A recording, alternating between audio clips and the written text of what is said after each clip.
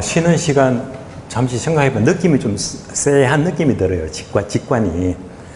오늘 예상문제, 기출문제 푸는 게 50문제 되거든요. 50문제. 게다가 여집 다 정리하면 4시간 풀러 빡빡한데 이상하게 여유가 생기는 거예요.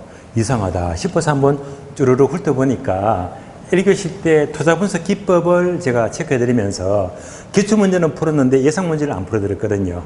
그 문제만큼 갭이 생기니까 제가 여유가 생긴 겁니다.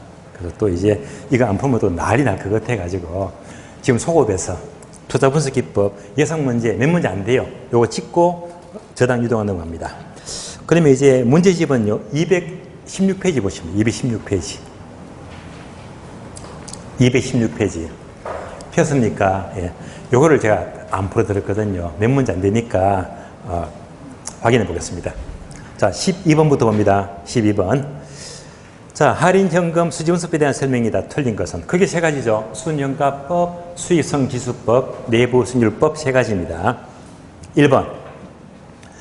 순현가는 순간 수익현가 빼기 비용현가죠. 빼기. 그대로 보시면 돼요. 장래 기대되는 세후 소득의 현가, 여기까지가 수익현가가 되고요. 투자비용의 현가값을 서로 비교한다. 맞습니다. O가 되고요. 2번 수익성 지수는요. 수익현가 나누기 비용현가죠. 따라서 수익성 지수란 장래에 발생하는 현금 유입의 현가를 현금 유출의 현가로 나눈 비율이다. 그대로 맞습니다.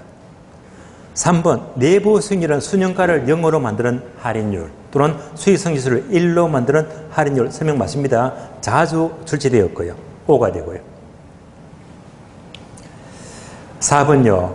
보유기간 동안에 예상되는 현금 유입의 현재 가치를 계산할 때는 이때 소득은 순현가법이나 내부 수익법 둘 다 모두 세후 현금 수지를 사용한다. 세후 현금 수지 맞습니다. 여러분들 이거 아시죠? 경비 빼고 빚 갚고 세금 내면 세후 현금 수지죠. 항상 할인 현금법은요. 세후 현금 수지 기준입니다. 그래서 다른 문제집 보게 되면요. 세후를 싹 바꿔서 세전 하면 틀린 말이고 할인 현금법은 항상 세전이 아니고 세후 현금 수지 기준입니다. 맞습니다. 5입니다. 5번요. 순현가법은 부배 극대를 달성할 수 있다. 맞죠? 가치계산 원리도 달성할 수 있죠. 성립되지 않는다 아니고 성립된다. 둘 다 성립된다. 틀린 답 5번입니다. 13번. 투자분석 기법의 설명으로 틀린 것은 1번 순현가법, 내부순율법, 현가 회수계산법은 모두 화폐 시장가치를 고려하는 방법이다. 맞죠? 회수계산법도 앞에 현가자가 붙으니까 현가자가 붙으면 시간가치를 고려합니다. 옳은 지문. 2번 순현가법이란 보기간 기대되는 세후 소득 현재가치 합에서 투자비용 지출한 현재가치 합을 모두 비교한다. 맞는 표현입니다. 3번요. 내부 수익률은 수익성지수가 1이 되는 할인율 1 맞죠? 5가 되고요. 4번 수익성 지수는 현금 유출의 현재가치를 현금 유입의 현재가치로 나눈 값이다. 얘는요. 앞뒤가 바뀌었습니다. 예. 따라서 현금 유입의 현재가치를 현금 유출의 현재가치로 나눈 값이죠. 그래서 4번 틀렸고요. 4번도 이렇게 잘 바꿔서 출제가 되었거든요. 이런 점은 절대 속지 마시고요. 정답 4번 틀렸습니다. 5번은요. 지분 배당률 역수는 세전 현금 성수이다. 전지 순종 나왔죠. 세전 전 지분 배당률 지 전지 역수 맞습니다. 5입니다. 정답 4번이 틀렸습니다. 15번요. 화폐의 시간가치를 고려하는 방법으로 연결된 건 무엇입니까? 시간가치. 자, 지금부터 단어가 총 9개인데요. 시간가치를 고려하면 O라고 표시하고요. 고려하지 않으면 X라고 표시합니다. 순현가법 화폐 시간가치 고려 O입니까? X입니까? O. 회계적 수익률법 X. 내부 수익률법 O. 리얼번 단순 회수기간법 X. 순소득 성수법 X. 현가 회수기간법 현가니까 O죠. 다음에 대부 비율, 용자 비율은 X, 수익성 지수법은 O, 종합환원율은 X입니다. 그래서 고려한 O가 되는 방법은 기업번 순영가, 다음에 D급번 내부 수익률, 다음에 B급번 현가 회수기간법, E형번 수익성 지수 4개죠. 정답 3번. 3번 되겠습니다. 16번. 투자 분석 기법의 설명이다. 틀린 것은? 1번 빈출이네요. 화폐 시간 가치를 고려하지 않는 방법은 단순 회수기간법, 회계적 잉율법이 있다. 맞죠? 고려하지 않는다. O입니다.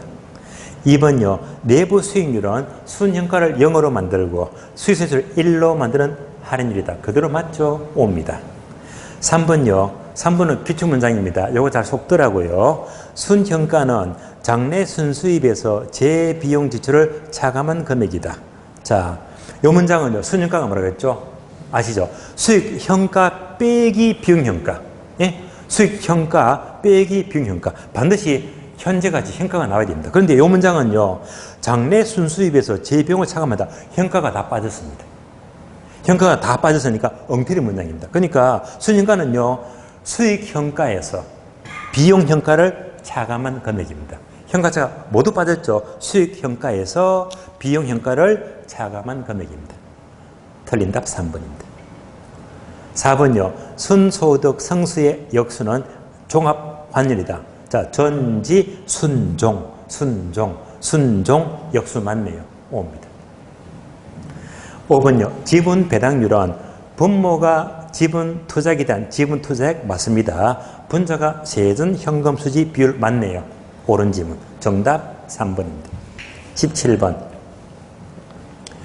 투자 분석 기법의 설명이다. 옳은 것은 1번. 내부 수익률은 순현가를 1로 만드는 할인율. 틀렸죠? 순현가를 0으로 만들죠? 1 틀렸고 0으로 만들죠? X. 2번요. 종합환원율이란 분모가 지분 투자액. 틀렸습니다. 분모는요. 총투자액입니다. 총투자액에 대한 순영업소득의 비율입니다. 틀렸고 X. 3번요. 지분 배당률이란 분모가 지분 투자액에 대한 맞습니다. 분자가 세후 현금 수지가 들었죠. 세후가 아니고 세전 현금 수지 비율이죠. X. 4번은요. 지문이 조금 까다로운데요. 4번 지문은요. 이렇게 기출 문장은 출제가 된 적이 있습니다. 부채 비율은 지분에 대한 부채 비율이다. 맞는 표현인데요. 대부비율이 50%인 경우에는 부채 비율은 100%가 된다. 이는요. 자, 응용한 질문인데 이렇게 보시면 돼요. 부채 비율.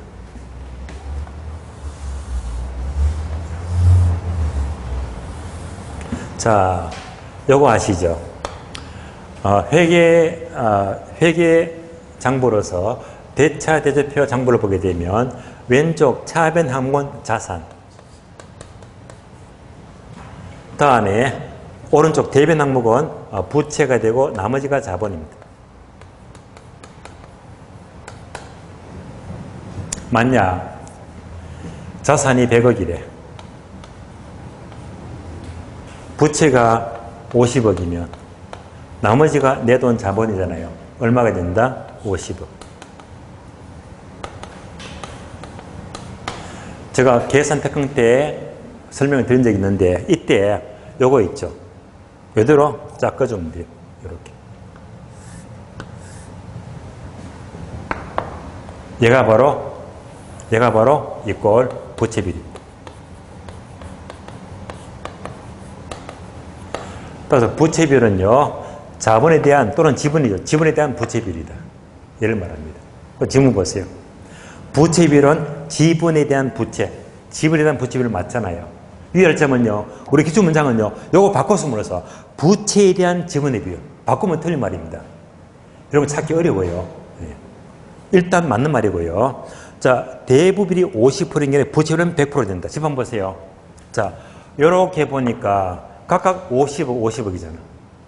맞죠? 그러니까 50%, 50%지. 예. 따라서, 대부비율이 50%인 경우에는 이렇게 따지면 부채 비율은 약분해서 1이 되죠. 1. 1이 되니까 다시 말하면 1이 되니까 100%가 된다. 맞는 말입니다. 그래서 정답 4번입니다. 정답 4번.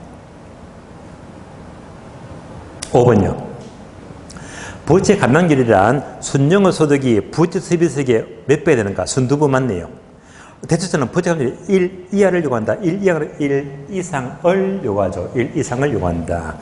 옳은 것은 정답 4번입니다. 18번. 투자 분석 기법의 설명이다. 옳지 않은 것, 틀린 것은? 1번.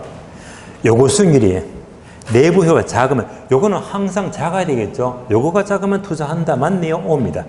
2번요. 순소득 성수를 자본 회수기간에도 한다. 같은 말이죠. 옵니다. 3번요. 지분 배당률이란 분모가 총 투자에 대한, 총 아니죠. 지분이죠. 지분 투자에 대한 세전 현금 수지비율입니다. 해서 총 투자액 틀리고 지분 투자액입니다. 정답 3번 틀렸습니다. 자, 20번은요. 문제 안 풀 겁니다. 표를 보세요. 사업 A, B, C, D가 나왔다. 1교시 때 다 풀었잖아요. 그보다 훨씬 더 쉬운 문제이기 때문에 그대로 응용해서 푸시면 돼요. 그래서 여러분이 확인하시고. 다음 페이지 넘어가요. 25번. 투자와 관련된 산식에서 역수 관계가 잘못 짝지어진 거예요. 역수가 틀린 것입니다. 1번. 감채 기금계수의 역수는 연금의 내각계수 맞죠?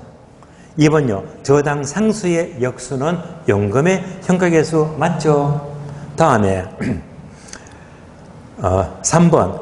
종합환율 역수는 조소득 성수다. 전지 순종 들어봤죠? 순종. 따라서 조소득 성수 아니고 순소득 성수. 순소득 성수의 역수가 종합환율입니다. 순종. 따라서 3번 틀렸고 4번은 지분 배당률의 역수는 세전 현금 성수이다. 얘는 전지. 세전 성수 역수는 지분 배당률 전지 맞네.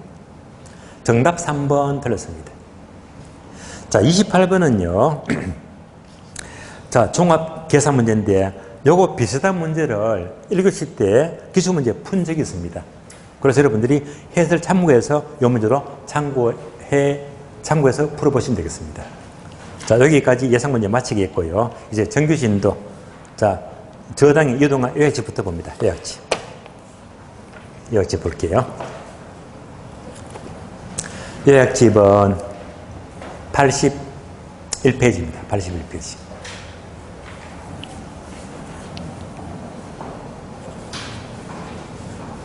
자, 제3절 저당의 유동화 앞에다가 자 별표 2개 하시고요. 저당 유동화도요. 우리 시험은 한 문제가 거의 나옵니다. 나오는데 여러분한테 좀 안 좋은 소식이 있어요. 저당 유동화는 최근 출제원들이 책에 없는 걸 내요. 책에 없는 거를. 책이 없는 거는 저희들이 예상할 수가 없습니다. 책이 없는 거 어디서 꺼질지 알 수가 없는 거잖아요. 작년도 그랬고 2년도 그랬고. 예. 그래서 제가 볼 때 원래는 책에 있는 것만 나오게 되면 얘는 득점이 가능한데 책에 없는 걸 묻게 되면요. 방법이 없습니다. 책이 없는 걸 어떻게 우리가 대비할 수가 없잖아요. 예. 암기할 수도 없고 그죠. 그래서 그것만 피하게 되면 득점 가능한데요.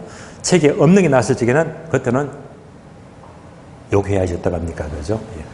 안 나오길 바랍니다. 자, 교재 내용을 정리해 봅니다. 1번, 개념. 의부터 볼까요? 의는 밑줄 하세요. 저당권 자체를 하나의 상품으로 유통되게 하는 것 밑줄. 저당권을 유통시킨대요. 2번, 기능. 자, 기능은요. 첫 줄 끝에 보시면 저당의 유동화를 통해서 밑줄 하세요. 대출자인 금융기관은 한정된 재원으로 한정 동그라미. 많은 수요자에게 많은 동그라미. 많은 수요자에게 필요한 자금을 공급할 수가 있다. 자, 동그라미 2개 있죠. 한정된 재원으로 많은 수요자에게. 예를요. 과거 시험은요. 단어를 바꿔서 물어서. 바꿔볼까요? 많은 재원으로 한정된 수요자. 바뀌면 틀린 말입니다. 3번 전제. 자, 전제는요. 두 번째 줄 화살표 모두 뮤자입니다. 1차 시장금리가 가장 높아야 되고 다음에 2차 금리가 높아야 되고 요구수율은 가장 작아야 됩니다. 2번 내려가요. 저당의 유동화의 효과. 자, 2번 보면 수요자의 입장. 다음 페이지 3번 주택의 금융기관 은행의 입장. 4번요. 투자자 입장이 다 필요 없고요. 우리 시험은 3번을 자꾸 문제화 시키더라.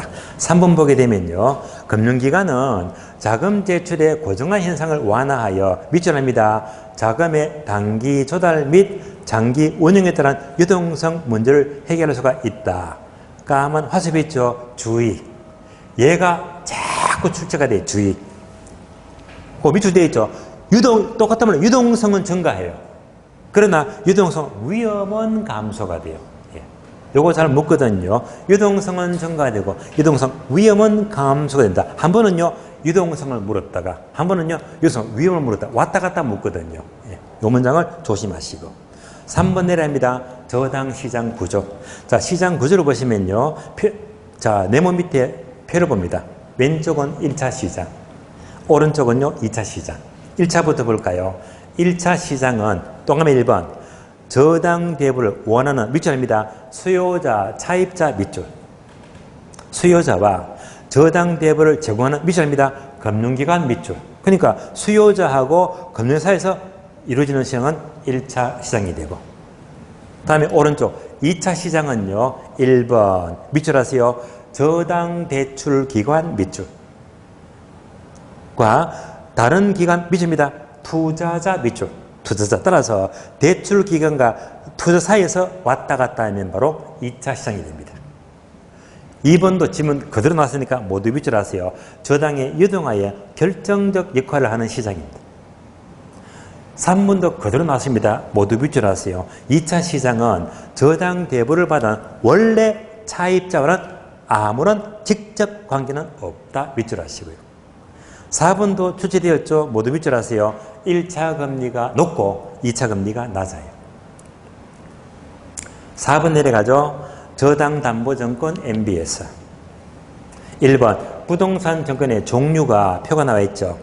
지분증권, 부채증권이다. 자, 감 잡히죠. 지분증권은요. 지분금융 떠올리시고 부채증권은 부채금융 떠올리면요. 지분증권은 배당일까요? 이자일까요? 배당이죠, 배당. 부채금융은 부채금융 그러면은 이자가 목적입니다. 그래서 대표적인 지분증권은요. 자, 맨 끝에 화살표 리처 동그라미. 부동산 투자에서는요. 대표적인 지분증권이고 배당이 목적입니다. 다음에 두 번째, 부채증권 이자니까요. 화살표 MB에서 동그라미. AB에서 동그라미. MB에서는 저당담보증권이죠. AB에서는 자산담보증권이죠. 둘 다 이자가 목적이니까 대표적인 부채증권입니다. 우리 시험은 바꿔서 뭐래요? 대표적인 지분증권은 MBS다. 연결이 틀렸습니다. MBS는 부채증권입니다. 동그라미 2번 종류 꽤 많이 나왔죠? 8번 나왔네. 동그라미 2번 앞에다가 별표 1개 하시고 해서 작년처럼 책에 없는 걸 묻지 않는 한 책에 없는 걸 안 묻게 되면요. 거의 여기서 물어요. 우리 시험은요. 나왔다면 걱정하시면 돼요. 어린 게 없으니까요. 제가 암기를 다 시켜드렸는데 그러면 자, 표를 보게 되면 종류 4개 있죠. 이시증권 MPT에서 저당채권 MBB 다음 페이지 저당직불채권 MPTB 다계층채권 CMO 정리되어 있죠. 여러분들이 차근차근 읽어봐 주시고 내려가서 요약 MBS를 비교하는 요약표 있죠. 요거 제가 다 암기를 시켜드렸고 여기서 지문이 거의 다 득점이 가능합니다. 표를 보겠습니다. 표를 보시면 먼저 종류 4개 MPT에서 MBB, MPTB, CMO 실행목은요. 첫 번째가 발행 형태. 자, 두 번째, 세 번째, 네 번째를 3개를 묶어주세요. 두 번째가 저당 채권의 소유권, 저당권의 소유권이죠. 다음에 원리금 수취권, 위험부담 요거 3개 묶어주고요. 자, 반복합니다. 저당권, 원리금, 수취권, 위험부담 3개 묶었잖아요. 얘는요. 첫 자보고 다 암기했죠. MPT에서는 저자 보고 뭐? 투. 저당권도 투자자, 원리금도 투자자, 위험부담 투자자 이렇게 암기했고요. MBB는 뭐죠? 발발발. 저당권, 원리금, 위험부담 모두가 발발발이 가져갑니다. 다음에 MPTB는 뭐죠?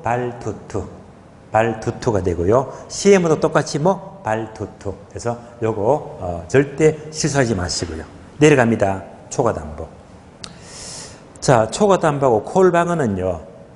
같이 이제 보시면 MPT에서는요. 초과담보 X, 콜방어에서 둘 다 안 되죠. XX를 묶어서 한꺼번에 동그라미. MPT에서는요. 초과담보 없습니다. 콜방어 안 돼요. MBB는요. 둘 다 55죠. 둘 다 55 묶어서 55 동그라미. 따라서 MBB는 초과담보가 필요합니다. 콜방어도 됩니다. 그럼 초과담보는요. 안 되는 건 MPT에서고 되는 건 MBB인데요. 그러면 첫 번째 MPT에서 이시증권은요. 초과담보가 필요 없다고 했죠. 이 말이 무슨 말입니까? X의 의미는 이런 말이에요. 바로 저당 총액입니다.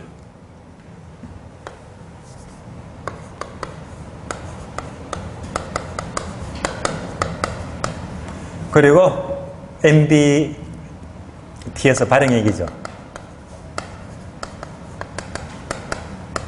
얘가 이꼴 똑같은 건 말이에요.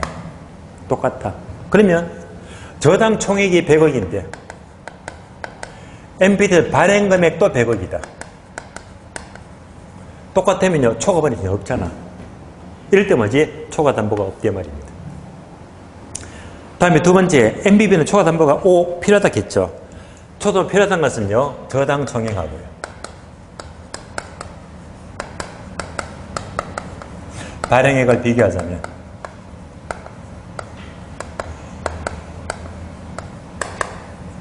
이렇게 되겠네요. 이 꼴이 아닙니다. 예를 들면 저당 총액이 총 100억이다. 그런데 이를 통해서 얼마 MBB를 발행했다? 70억 발행했대. 그러면 얘가 많잖아요. 얼마 더 많아요? 30억. 그러니까 얘가 30억이 많잖아요. 얘가 뭐지? 초과담보. 얘가 바로 초과벌입니다. 결국은 MBB는 저당 총액보다 많이 발행한다. 적게 발행한다. 적게 발행한다. 그래서 여기다가 초과벌을 남겨둔다. 초과담보가 필요하다 말입니다. 초과담보가 필요하다는 것은 뭐죠? 적게 발행해요. 적게. 초과본이 있는 만큼 바로 투자의 안전성을 확보하기 위해서 초과본을 확보해야 됩니다. 그래서 얘는요. 최근에 질문 계속 묻거든요. 따라서 초과담보가 필요한 것은 누구다? MBB. 바로 저당채권 MBB는 초과담보 확보가 필요합니다. 자, 내려가서 콜방어. 콜방어는 다 아시죠? 콜방어 되는 것 MBB하고 CM 두 가지고요. 나머지는 콜방어 되지 않습니다. 내려갑니다. 제4절 한주금. 한주금은요. 한 장 넘어가요. 첫 줄 2번이죠. 한주금의 주요 업무. 두 번 나왔네요. 2번 동그라미. 얘는요. 점수를 그냥 주는 거예요. 한주금의 역할은요. 1번 밑줄입니다. 보금자리론 밑줄. 2번요. 모두 밑줄 아세요? 주택연금에 대한 보정 밑줄. 주택연금 보정 업무를 다루고. 3번도 밑줄 아세요? 주택저당증권 MBS를 발행한다 밑줄 아시고. 4번요. 주택보정 밑줄. 주택 관련 보정 업무를 맡고 있습니다. 어려운 말 없죠. 그래서 이거 말고 다른 단어가 다 틀린 답이 되는 거예요. 3번 보금자리론 거의 안 나왔으니까 저는 패스합니다. 4번 주택연금. 4번 동그라미 주택연금. 주택연금은 3번 나왔네요. 3번 나왔다고 되게 중요한 건 아닙니다. 빈도가 낮은 편입니다. 바로 오른쪽에 표를 보세요. 표를 보시면요. 첫 번째 가입 조건이 있죠. 필요한 걸 체크할게요. 가입 조건은 첫 줄 밑줄 하세요. 부부 중에 한 명이 만 55세 이상 밑줄. 두 번째, 공시가격은 밑줄하세요. 12억 이하의 주택 소유. 12억 이하 주택입니다. 두 번째 칸, 대상주택. 자, 대상주택은 잘 나와요. 이건 집중하세요. 첫 번째 항목. 자, 밑줄입니다. 공시가격 12억 이하 주택 밑줄. 또 밑줄 하세요. 지자체에 신고가 된 분양형 노인복지주택 밑줄. 또 밑줄입니다. 주거 목적의 오피스텔 밑줄 하시고 괄호도 밑줄 하세요. 업무 목적의 오피스텔은 틀린 말입니다. X입니다. 해당 안 돼요. 두 칸 내려가요. 담보 제공 방식. 두 가지가 있죠. 저당권 방식이 있고 신탁 방식이 있다. 신탁 방식은 작년 후반기부터 도입되었습니다. 신탁 방식은 신탁자가 붙으면 등기를 넘겨줘요. 한 주금에 등기를 넘겨줘야 됩니다. 대출금리, 변동금리 밑줄. 그래서 주택연금은 변동금리예요. 고정금리 하면 틀린 말입니다. 변동금리가 되고 맨 끝에 보시면 맨 밑에 대출금 상환. 대출금 상환은요. 자, 다시 표 속에 작은 표가 있죠. 표를 보시면요. 자, 먼저 자, 첫 번째 칸. 주택 처분 금액이 많고 연금 지급된 총액이 작아. 이때는 남는 게 있잖아. 남으면 당연히 상속인에게 돌려주면 돼. 두 번째는 뭘 비자입니다. 두 번째가 지문이 출제되었습니다. 거꾸로 주택 처분 금액이 작고 연금 지급 총액이 많대. 연금이 많이 나갔대요. 그러면 은행은 손해보잖아요. 그러면 오른쪽 밑줄입니다. 부족분에 대해서는 은행은 상속인에게 별도로 청구할 수가 없다. 비소구. 그래서 청구할 수가 없고 한주금이 보증을 썼기 때문에 한주금이 다 메꿔내야 됩니다. 책임을 져야 됩니다. 여기까지 보시고요. 자, 예약집은 저당 유동화는요. 여기까지 정리하고요. 지금부터 문제 봅니다. 자, 기출문제 먼저 볼까요? 기출문제 249페이지입니다. 249페이지.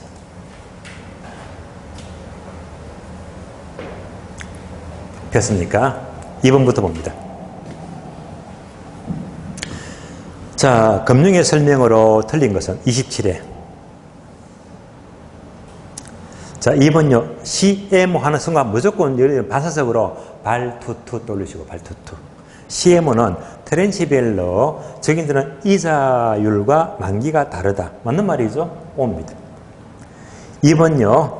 자, MBB 하면 또 기계적으로 뭐지? 발. MBB는 채권형 정권 맞습니다. 발행자는 초과담보를 제공하는 것이 일반적. 나왔죠? 요거. 초과담보를 제공한다.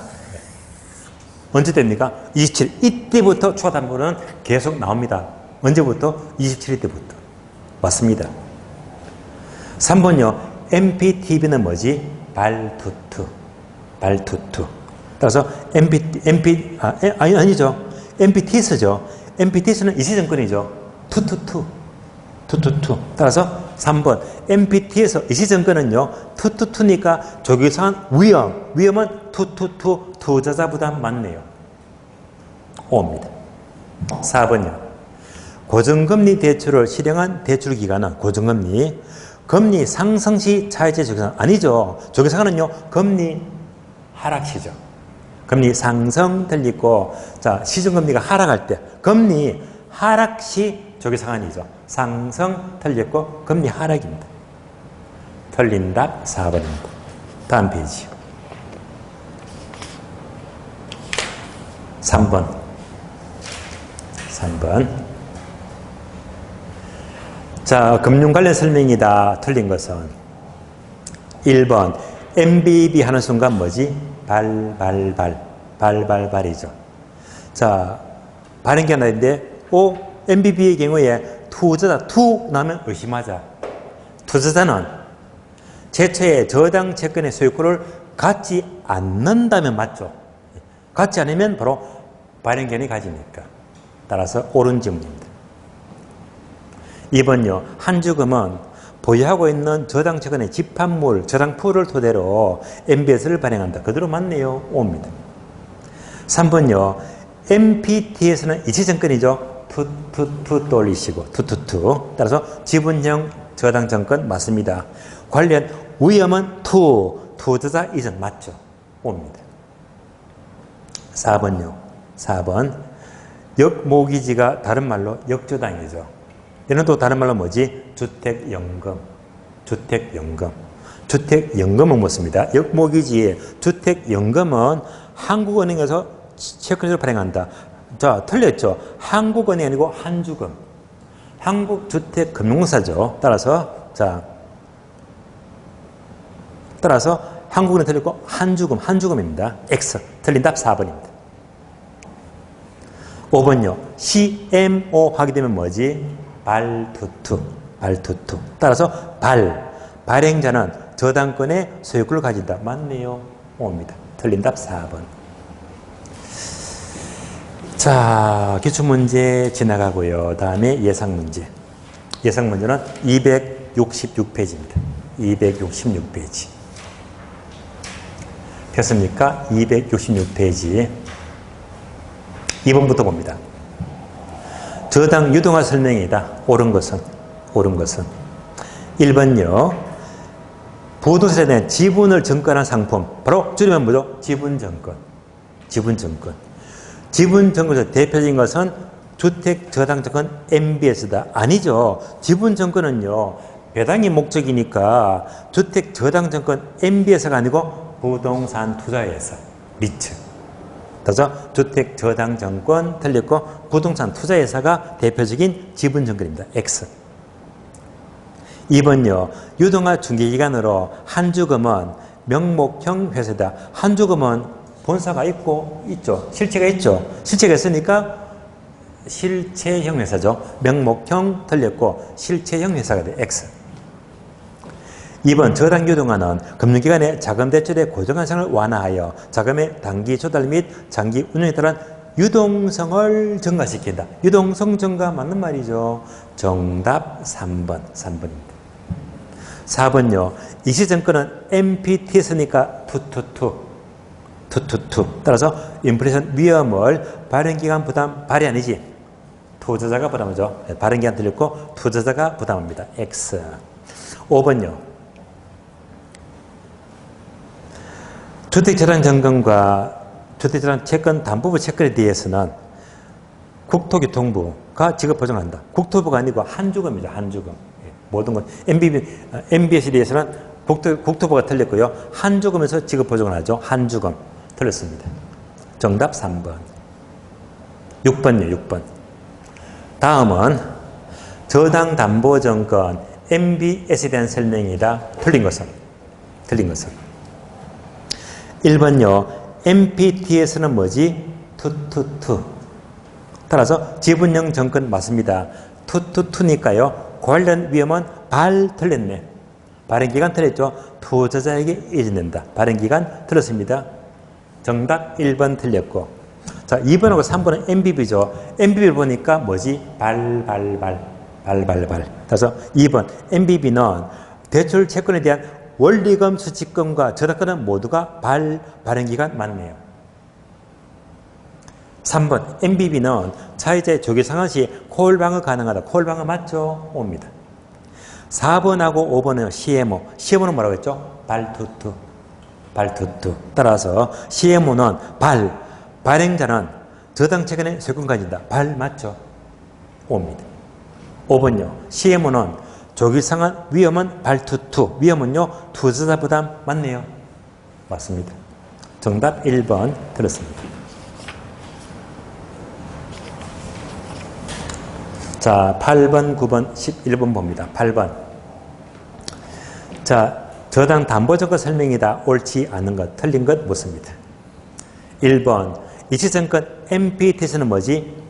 투. 따라서 자, 발행기관의 주택 저당을 담보로 발행한 정권 맞습니다. 투니까 투자자가 원리금 저당권을 부여한다. 맞네요. 옵니다. 2번. 저당 담보부 채권 MBB는 뭐지? 모두 발행기관이죠. 그래서 투자자 의심하자. 투자는 채권의 저당 채권의 소유권 가진다. 저당 채권의 소유권은요. 투가 아니고 투 틀렸죠. 발행기관이 갖게 됩니다. 틀린 답 2번. 3번요. MBB는 만기 전 변질 때는 콜방어 가능하다. 콜방어 맞습니다. 4번요. 저당 직불 채권 MPTB는 뭐죠? 발투투. 발투투. 따라서 저당 풀을 담보로 발행된 채권인데 맞습니다. 저당 채권과 이치증권의 혼합형이다. 혼합형 MBS 맞죠? 옵니다. 5번요. 다계청 채권 CMO는 뭐지? 발투투. 발투투. 따라서 얘는요. 자, MPT에서와 MBB 혼합형 맞습니다. 저당권의 소유권은 발행기간 맞네요. 원리금 수취권은 투자자 맞죠? 옳은 질문입니다. 정답 2번 틀렸죠? 2번. 9번요. 주택저당담보부 채권 MBB의 설명이다. 틀린 것은 MBB. MBB는 항상 뭘 돌리자? 발발발 돌리고 발발발. 그래서 1번 MBB에 자 투자자는 투는 저당권의 소유를 갖는다. 갖지 않는다. 안 맞죠? 그죠? 그래서 투자는 저당권의 소유를 갖지 않으면 다른 말로 발행기간이 가지겠지. 발행기간. 맞습니다. 옵니다. 2번 MBB 투자가 콜방어를 할 수가 있다. 콜방어 맞죠? 옳은 지문이고요.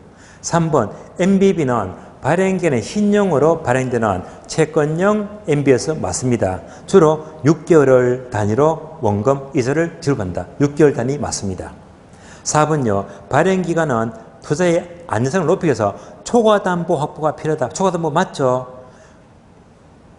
초과담보가 필요하기 때문에 저당 채권의 총 발행액보다는 자 MBB 발행액은 적어진다. 적게 발행한다? 맞습니다. 5번요.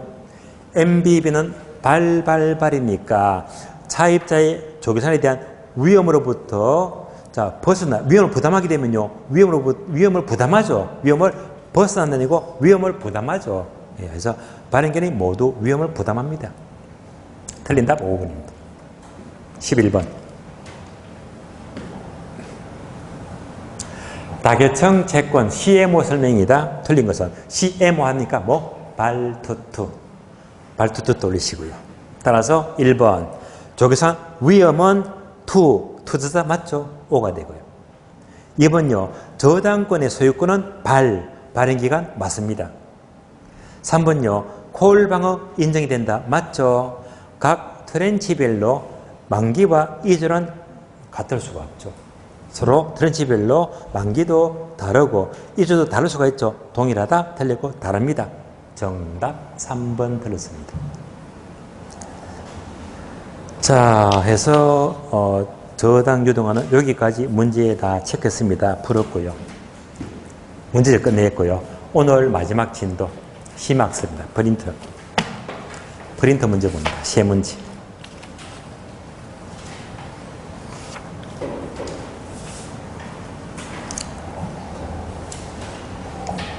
자, 1번부터 볼까요? 토지의 용어에 대한 설명이다. 옳은 것을 고르시오. 토지 용어는요, 매년마다 늘 한 문제씩 나오죠. 토지 용어. 근데 박스 지문이 만만치 않습니다. 그러니까 심학습이에요. 자, 그래서 응용해 보겠습니다. 옳은 것. 기업번. 과수원은 농지지역이죠. 농지지역. 과수원으로 이용되고 있는 토지가 주거지로 바뀐대. 주거지는 다른 말로 택지지역이죠. 이 말은요, 농지지역이 주거지로 바뀐대요. 이런 땅은요, 후보지입니까? 이행지입니까? 후보지죠. 그러면, 자, 이런 과정의 토지는 농지 후보지는 아니지. 후보지인데 택지로 바뀌니까 택지 후보지죠. 그래서 농지 후보지 들었습니다. 농지가 아니고 택지로 바뀌니까 택지 후보지 설명입니다. X. 니은번요. 휴환지와 공환지는 둘 다 투기 목적 이런 점에서 공통점이 있는 토지다. 투기 목적은요, 공환지를 말해요. 공환지. 휴환지는요, 정상적으로 쉬게 하는 토지죠. 그래서 얘는요, 투기 목적과는 거리가 멀어요. 그래서 휴환지를 빼야 됩니다. 공환지가 투기 목적입니다. X. 3번요. 대지란 좁은 통로에서 접속면을 가짐으로써 자루형 모양을 띄고 있는 택지를 가리킨다. O 같아요? X 같아요? 뭐가 틀렸어요? 어휴, 한문까지 보셨네. 자, 한문이 요거죠. 한문이 틀렸습니다. 예. 한문이 틀렸어요. 한글은 맞는데, 한글은 맞는데, 이때 자료형 토지는요, 요 돼지 대자가 아니고, 되는 데인데, 밑에 어디자가 나와요, 어디자. 어디자. 그래서 자료형 토지는요, 예를 말해요, 한문에 틀렸다, 한문. 따라서 X입니다. 그러니까 어떤 분은요, 저보고 짜증을 내요. 에이 하면서. 왜 틀린 한문을 갖고 장난칩니까? 하면서 한문을 갖고. 그건 어쩔 없어요. 한문에 틀려도 주주의 마음이 어떠 합니까? 제가 내고 싶어서 냈는데. 그런데 제가 왜 냈느냐? 옛날에 17회 때. 17회 때. 자, 여러분들 28개 지목, 20개 지목 중에서 요지라는 지목 들어봤죠? 요지, 연모, 지목. 지목은 요가 되고. 그렇잖아요, 유지. 그런데 얘는 지목에 속하잖아요. 17 시험 때 다음 중 지목에 속하는 것은 1번, 2번, 3번, 4번 정답 요지. 예, 지목 맞습니다. 예. 나머지는 뭐 택지 지목 아니잖아. 선화지 지목 아니잖아요. 엉터리 다 넣고 얘가 지목이 맞거든. 정답입니다. 그런데 얘가 정답인데 어느 수험생이 딴지 그렇습니다. 유제 넣고 이제 유제를 이제 여기다가 한자로 한문으로 이제 요지를 집어넣거든. 그래서 그래 딴지를 어떻게 그러느냐? 이 요지가 한문이 틀린 거 아닙니까? 네. 한문이 틀렸더라면 틀린 답이 되거든요. 그런데 20년 들어갔는데 다음 달 한 달 뒤에 한문이 안 틀렸다. 따라서 이 얘기는 기각시킨다. 한문이 딴지를 걸었습니다. 한문이 틀렸더라면 명백히 틀린 겁니다. 아시겠어요? 그게 또 올라가지고 싹 바꾼 거예요. 일단 X 리얼번. 낮이는, 자, 우리나라의 낮이는요, 토지에 정착물이 없다. 맞죠? 공법상, 사법상 전에 둘 다 없는 토지는 아니지. 공법상 빼야 되겠죠. 공법상 저는 피할 수가 없습니다. 공법상 빼야 됩니다. 토지에 정착물이 없고 사법상 제한이 없는 토지가 낮입니다. 공법상 빼야 됩니다. 따라서 X. 니은번. 한계지는 택지형의 최원방권의 토지를 말한다. 맞죠? 택지의 최원방권 토지다. 택지의 가장 최원방권의 토지이기 때문에 자, 농경지의 지가는 관계가 있다가 아니고 관계가 없습니다. 왜? 제목이 뭡니까?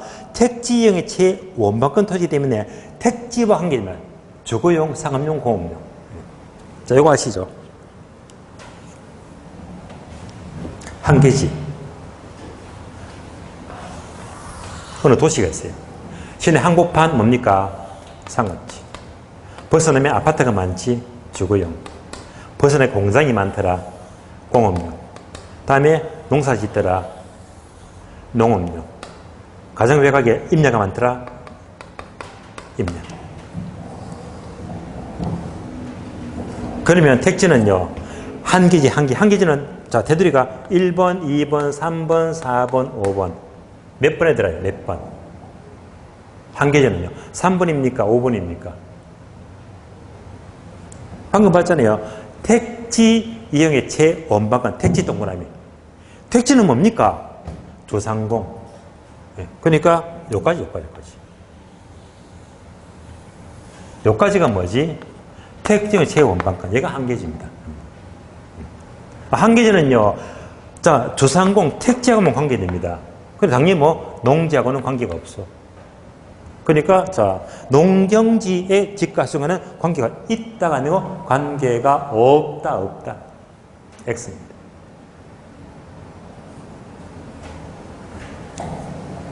B번. 법지는 경사지죠. 법으로만 소용할 뿐 활용식이 없는 토지다. 얘는 설명 맞죠? 그죠? 네, O입니다. 오는 건요, 정답 1번.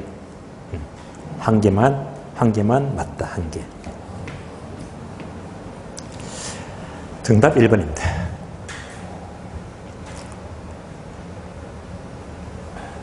2번이요.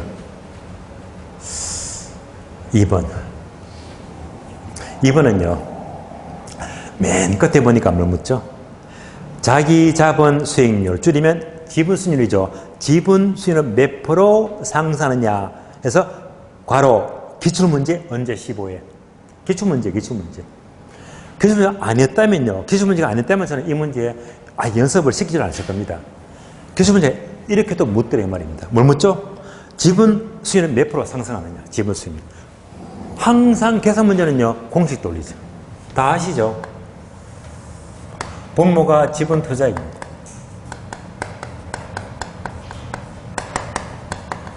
분자가 전체 순수익이었어. 이자 비용 빼요. 가격 상승 더하자.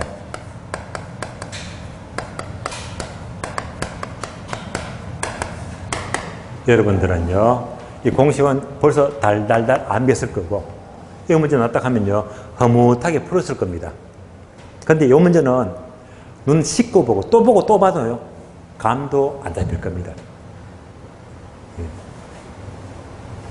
이 문제를 풀었다 하면 여러분들은 이미 합계 수를 훨씬 넘어선 거예요. 이 문제가 왜 안 풀렸을까요? 이 문제가요. 안 풀린 이유가 있습니다. 요 계산 문제는 두 가지입니다. 첫 번째.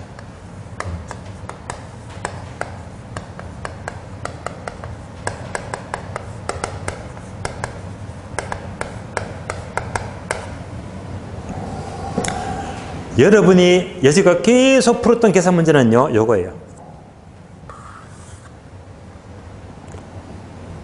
그러니까 지분 투자액이 뭐 3억이고 순수익이 2천만 원이고 이자가 뭐 계산하면 되고 항상 금액을 집어넣으면 쉬운 거거든. 여러분들은 얘만 연습했거든요.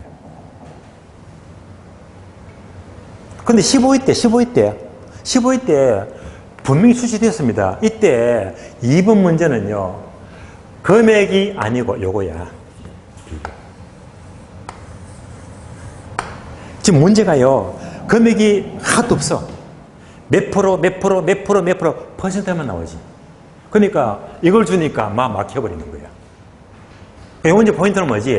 퍼센트를 주니까 여기다가 금액이 없잖아. 금액이 없으니까 여기도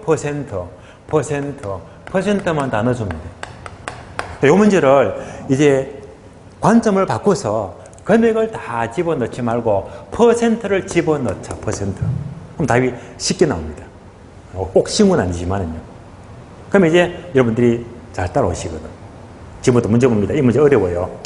이런 문제가 전형적인 상금 문제. 자, 문제 봅니다. 갑은 차입금을 활용해서 A에 투자하려고 하는데 A의 투자 수익률은 15%다. 오, 나왔네. 순수익률. 이 수익률이 몇 프로입니까? 15%.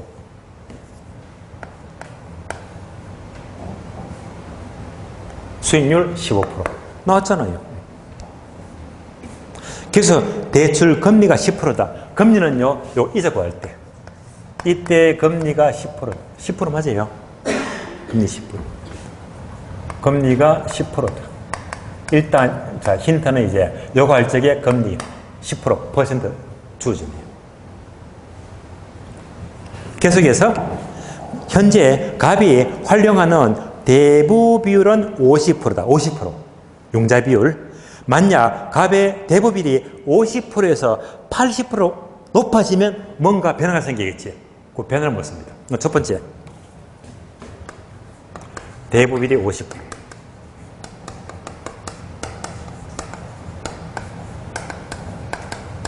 두 번째. 대부 비율이 80%입니다.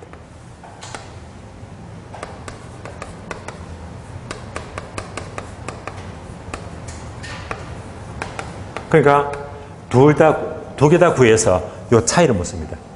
둘 다 구해서 문제는 뭡니까? 지분 수익률은 몇 프로 상승하느냐. 그러면 이제 지금부터 공식 분자 법문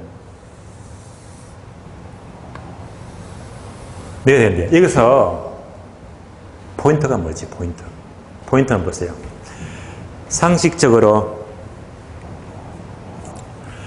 대부 비율이 50%면 나머지가 뭡니까? 내 거. 맞죠? 지분 비율.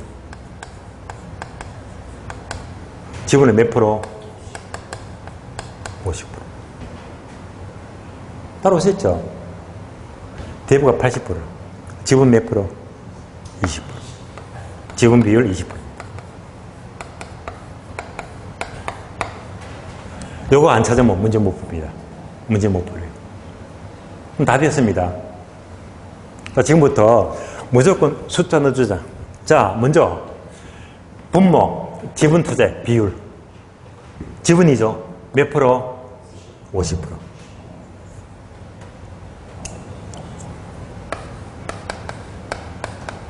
얘는요, 지분 비율 몇 프로?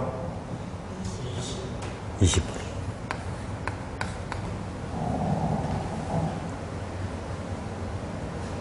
다음에 순수익은 똑같아. 15%, 15%, 15%.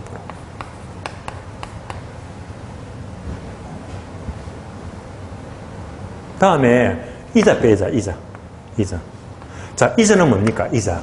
금리가 10%인데요. 항상 이자는요, 용자 비율 곱하기 이자.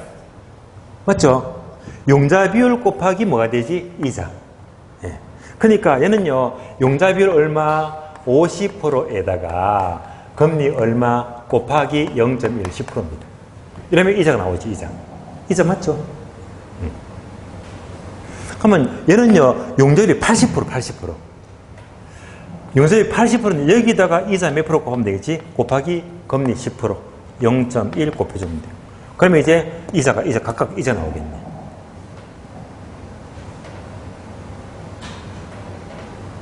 그런데 가격 상승은 자료가 없죠? 없으면 패스.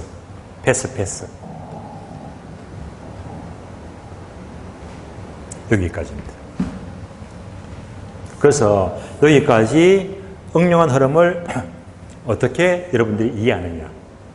모두 금액 대신에 퍼센트, 비율을 다 집어넣습니다. 비율. 그러면 50이 되고요. 15에다가 5조 빼니까 10이 되고, 얘는요, 분모가 20이 되고요. 15 빼기 8이네, 8. 7.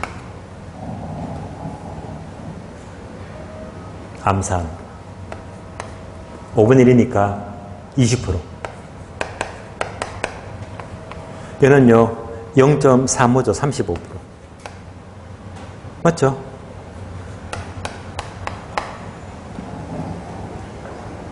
따라서 얘는요, 지분수익률 25%. 80%일 때는 35%. 얼마 상승했다? 15% 상승했다. 정답 4번이요. 4번. 만에 하나라도 올해 시험에서 지분수를 묻는데, 지금 문제에서 숫자만 싹 바꿔서 대부비율이 예를 들어서 40%일 때 얘가 뭐 70%다. 바꿔도 풀 수 있겠죠, 그죠? 예. 그래서 이런 문제는 어려운 문제예요, 상권 문제. 언제 나왔습니까? 15회 때 문제고, 이 문제는 전형적인 상권 문제고요. 15회 때 이 문제 푼 사람 전국에 손 꼽을 만큼 없었습니다. 손도 못 댔습니다. 참고로 15회 때 시험은요, 학교론 문제 40문제가 전부 다 요거예요. 40문제가 전부 다. 학급 문제가 한 문제도 없어. 예. 이런 문제만 봐도 학질 떼는데, 이런 문제가 1번부터 40번까지 몽땅. 궁금하면요, 여러분들이 15회 문제 출력해 보시면 돼. 엄청납니다. 예. 그래서 와, 기가 막힙니다. 어떻게 욕 나오더라고요. 예. 그때 학교란 40점이 안 된 과락자가 95% 훨씬 넘어갑니다. 전부 과락입니다. 예. 그러니까 다음에 뭐죠? 추가시험 쳤지. 학교자가 없으니까. 근데 정작 학교는 40문제 전부 다 상권 문제야. 예. 뿐만 아니고요. 민법도 40문제가 전부 다 상권 문제입니다. 2차 과목, 공법, 중개법, 세법, 공시법 전부 다 상권 문제. 그래서 1차전 모든 과목이 이러니까요. 이러니까 난리 났습니다. 역대급 최악의 사건입니다. 전 과목이 학급 문제가 아예 없었고 모두 상권 문제다. 그런 사건 때문에 그때부터 이제 난리가 나가지고요. 조심 적고 그때부터 이제 여러분들 공고 딱딱 나오잖아. 표준공사 딱 기시하지. 지금 시간 40분인데 50분이죠. 이때부터 10분 더 줬거든요. 예, 그때부터 많이 양보를 한 거예요. 예. 정말로 최악의 사건이었습니다. 자, 그래서 이제 이번 문제도 기출문제이기 때문에 여러분들은 여기까지도 시간 넓히게 되면 설령 같은 문제 나와도 풀 수 있겠지. 뭘로? 퍼센트로 먹게 되면 조금 달라지지만 원리만 알아버리면 풀만 합니다. 마지막 문제 3번. 부동산 가치 밸류에 대한 설명이다. 옳은 것은 1번 부동산 가치는 유용성, 상대적 해소성, 유효수요. 합치니까 뭐지? 유상류, 상호상류로 발생하는데 이를 가치 형성 요인 틀리죠. 가치 발생 요인. 유상류 세 가지는요. 가치 발생 요인이죠. 발생 요인. X. 2번 기출문장이네요. 부동산 가치는 장래의 그 분에서 산출을 할 것으로 기대되는 장래 이익에 대한 미래 가치가 아니고 현재 가치. 현재 가치죠. X. 3번요. 부동산 가치는 거래 당사자의 개별적 사정이 배제된다. 개별 사정이 개입되죠. 개입됩니다. 배제 틀고 개입됩니다. 개입되면서 객관적 형성 가격이 아니고 개별적이죠. 개별적으로 형성되는 가격입니다. 그래서 개별적 사정이 개입되어서 개별적으로 형성되는 가격입니다. 틀렸고. 4번요. 부동산 가치는 국제적 시장 맞습니다. 국제적이다. 불완전 시장 맞습니다. 개별적으로 형성된다 맞습니다. 정답 4번입니다. 5번요. 부동산 가치는 일반적으로 사용 수익의 대가는 바로 임대료, 가액 아니죠. 임대료, 임료가 되고요. 교환의 대가가 바로 가격이죠. 앞뒤가 바뀌었습니다. 사용 수익의 대가인 임료와 교환의 대가인 가액으로 나타난다. 앞뒤가 바뀌었습니다. 정답 4번이 옳은 답입니다. 자, 이상으로 이제 6주차죠. 마치겠고 다음 주 뵙도록 하고요. 오늘은 여기서 모두 마치겠습니다. 자, 수고하셨습니다.